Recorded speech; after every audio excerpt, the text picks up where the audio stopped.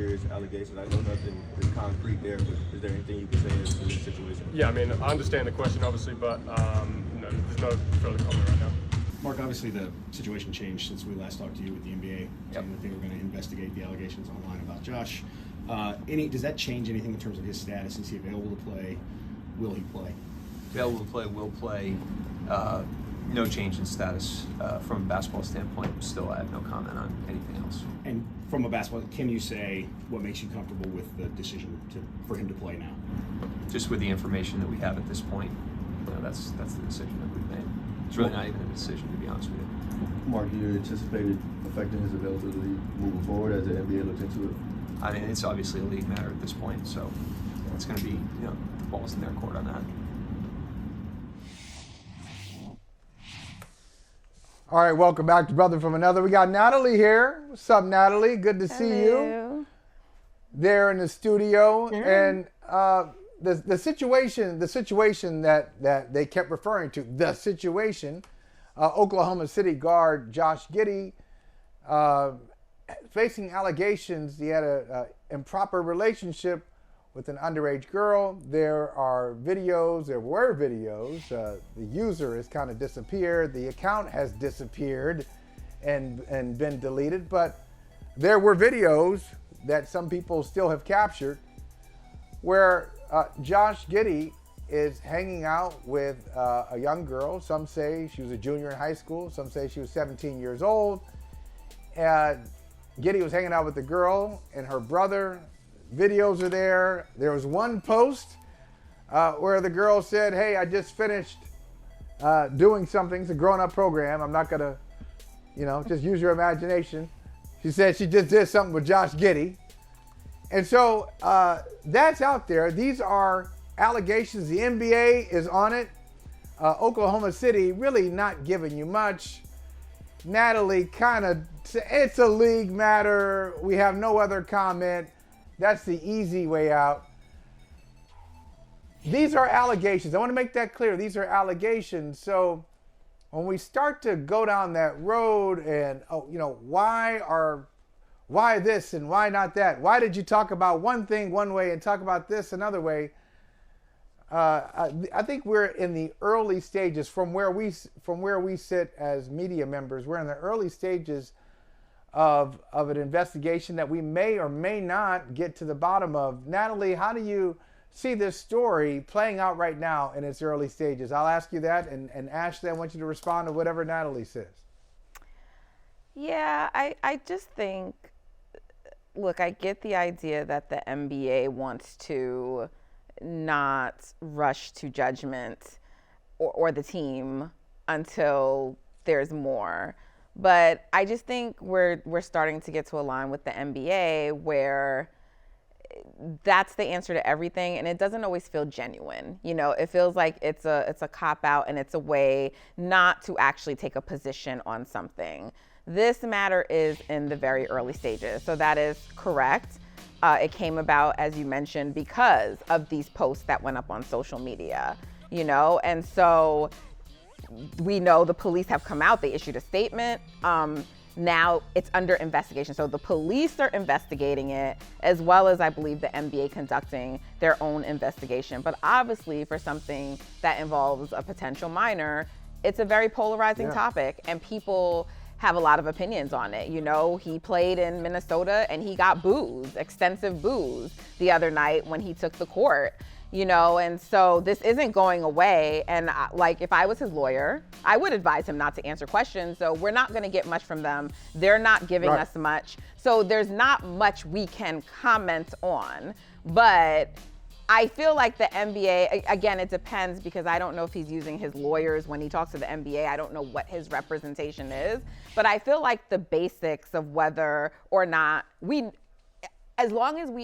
unless those videos were altered in some way, unless they were doctored, I think it's fairly easy to ascertain whether or not he hung out with this woman, her age, right? Because it appears to be Josh Giddey in the video, right? And something like statutory rape is really what would be investigated here, right?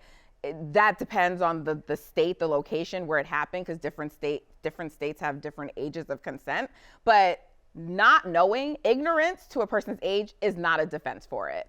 So to me, there are things that the NBA can probably find out pretty quickly and then make a decision about how they want to handle the situation. So to me, falling back on, well, we got to wait and see, in my mind feels like a cop-out, but that's where we are right now.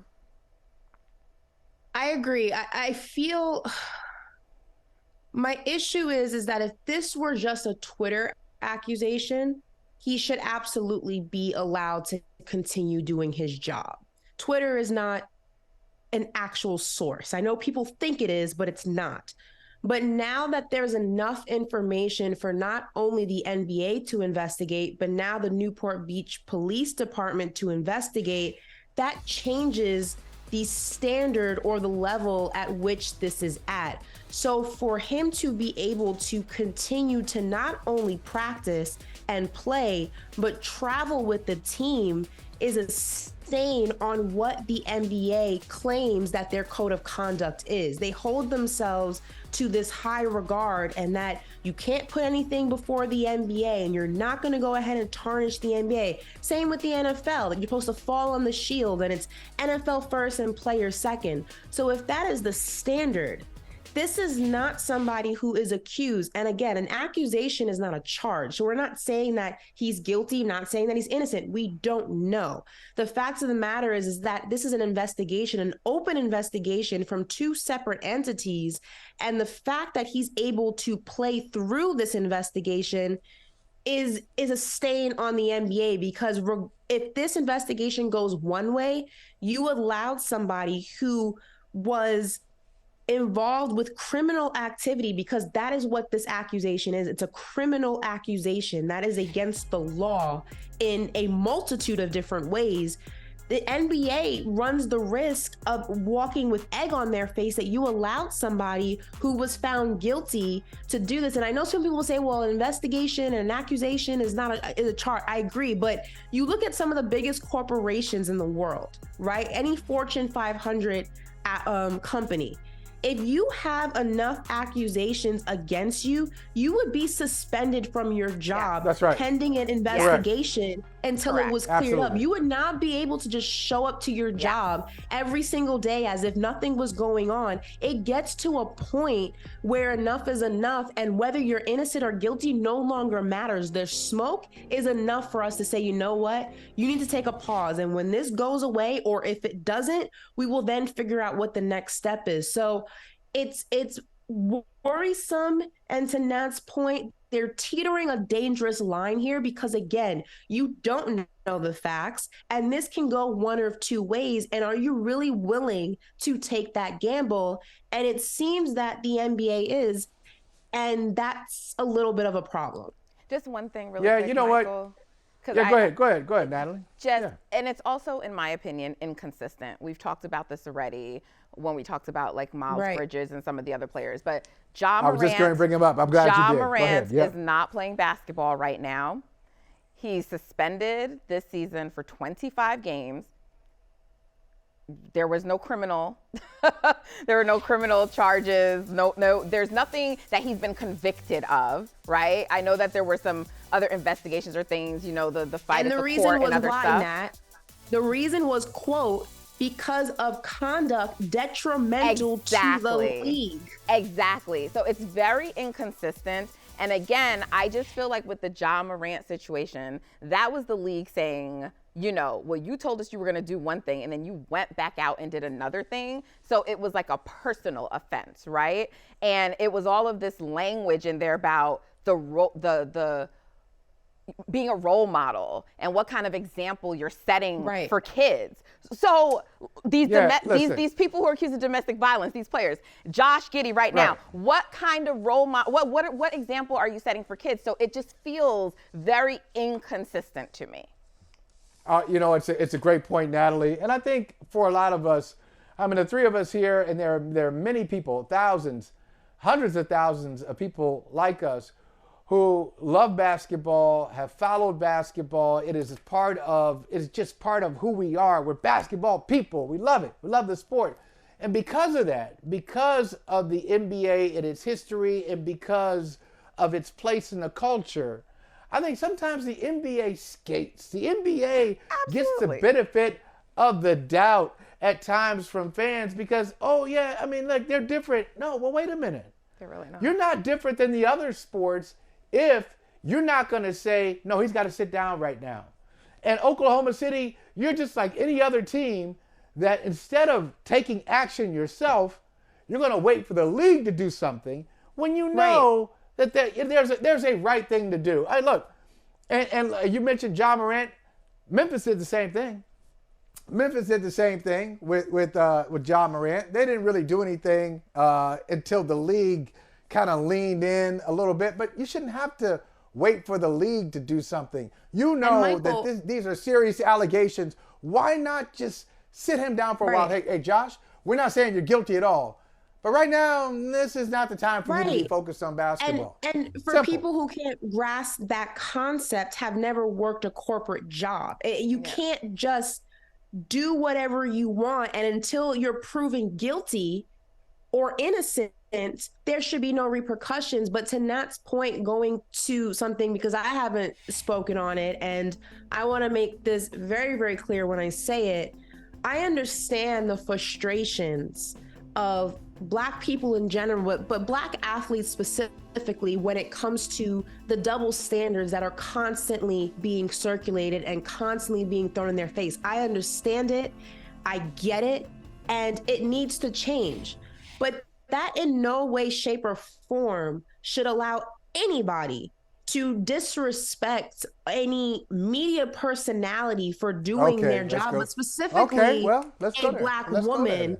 Because the cards are stacked against us twice as much. So while I understand the frustration, and there's validity in the frustration, and we can go down the list. Ime Udoka was suspended for his job for an extramarital affair. Last time I checked, that's not illegal. You know what I mean? So I understand the frustration. But wait a minute. But no.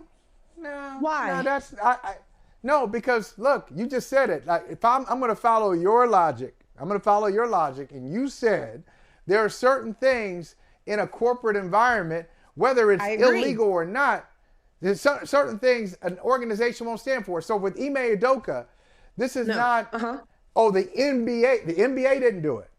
The NBA didn't do it. The Celtics. I'm speaking more about how it was. I'm speaking more about how it was covered, not whether or not he should have been suspended. I'm talking about how it was covered. We didn't know all the facts there. It was a lot of he said, she said. We had no idea what was going on within the four walls of the Boston Celtics organization. That didn't prevent us from talking about it. With the Josh Giddey situation, I can understand the frustration of maybe people not discussing it with what they do know in any capacity. Now, you can't dive into depth about it because you don't have the facts.